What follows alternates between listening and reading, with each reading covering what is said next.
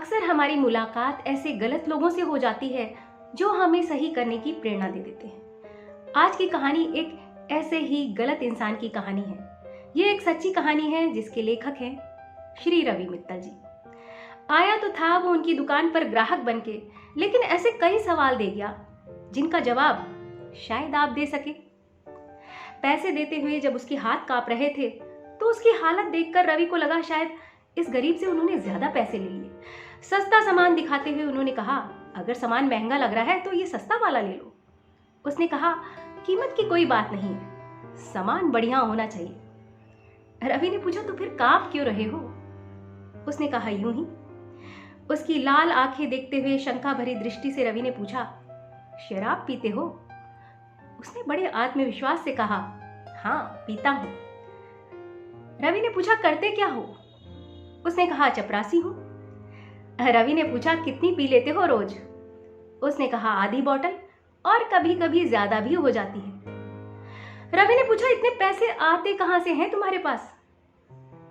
उसने कहा, अभी तो बताया मैं चपरासी हूं। अरे तो फिर चपरासी की कितनी तनख्वाह होती है? उसने कहा, मैं सरकारी स्कूल में चपरासी हूं, कट कटाकर मेरे हाथ में 47,000 रुपए आते हैं, और अगर 7वां पे कमीशन लागू हो गया ना तो 58,000 मिलेंगे। उसकी तनख्वाह सुनकर रवि खुद को तुच्छ सा महसूस करने लगे। रवि ने उससे पूछा, तुम्हारे बिना वहां का काम कैसे चलता है? आज नौकरी पर नहीं गए, काम पर नहीं गए?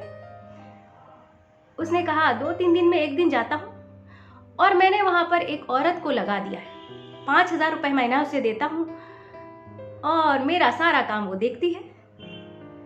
रवि को लगा 42,000 रुपए ये आदमी मुफ्त में उड़ा रहा है। रवि ने पूछा, हाजिरी रजिस्टर नहीं होता, उस पे साइन नहीं करने होते तुम्हें? उसने कहा, 2-3 दिन में जाता हूं तो अंगूठा लगाए आता हूं। अरे मैं पढ़ा लिखा कहां हूं जो मैं साइन करूंगा? रवि ने पूछा, पढ़े लिखे नहीं हो तो फिर तुम्हें नौकरी कैसे मिल गई?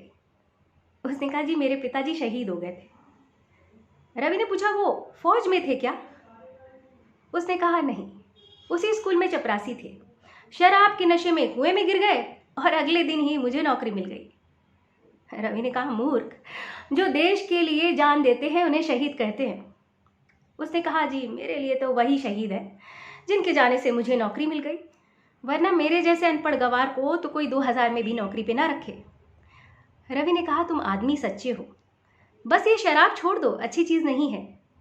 उसने पूरी दृढ़ता के साथ कहा, नहीं छोड़ूंगा। रवि ने पूछा, क्यों भला? उसने कहा, मेरी एक बेटी और एक बेटा है। बेटी की मैंने शादी कर दी, वो अपने ससुराल में खुश है। बेटे को पढ़ाया लिखाया, 27 साल का हो गया है, मगर उसे अभी कहीं नौकरी तक नहीं मिली है। बस अब आखिरी उम्मीद इस लाल परी से है। डॉक्टर ने कहा है तुम्हारे 75% गुर्दे खराब हो चुके हैं, 2 साल से ज़्यादा नहीं बचोगे अगर तुमने शराब नहीं छोड़ी। अब अगर डॉक्टर का अंदाज़ा गलत भी हो तो अभी भी मेरे रिटायरमेंट में 7 साल हैं। अगर रिटायरमेंट के एक दिन पहले भी मैं चला गया ना तो अपने बेटे का इंतज़ाम कर जाऊंगा। मेरे पिताजी ने मेरा इंतज़ाम किया और मैं अपने बेटे का कर जाऊंगा। ये कहकर जाने कौन सा गाना गाते हुए वो चला गया। रवि सोचते रहे कि एक निरक्षर अनपढ़ गवार आदमी सिस्टम की ऐसे धज्जियां उड़ा रहा है, कोई उसे हटाने वाला नौकरी से नहीं है। सच ये है कि जिस जगह पर ऐसे मनमानी करने वाले कर्मचारी काम करते हैं, उस जगह का जो सीनियर व्यक्ति है, जो इंचार्ज है, वो बड़ी आसानी से इनका रिकॉर्ड हासिल करके कुछ प्रूफ के साथ इनकी शिकायत करके इन्हें नौकरी से निकलवा सकता है।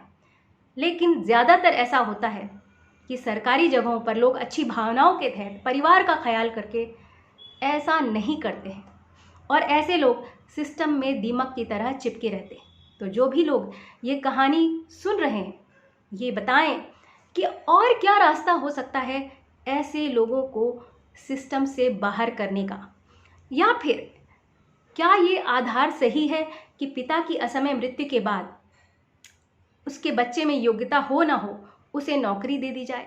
क्या इस तरह बिना योग्यता के नौकरी पर लगाने वालों को भी सवालों के कटघरे में खड़ा किया जाना चाहिए? क्या उनके लिए भी सज़ा का प्रावधान होना चाहिए? कमेंट बॉक्स में कमेंट करके ज़रूर बताइएगा।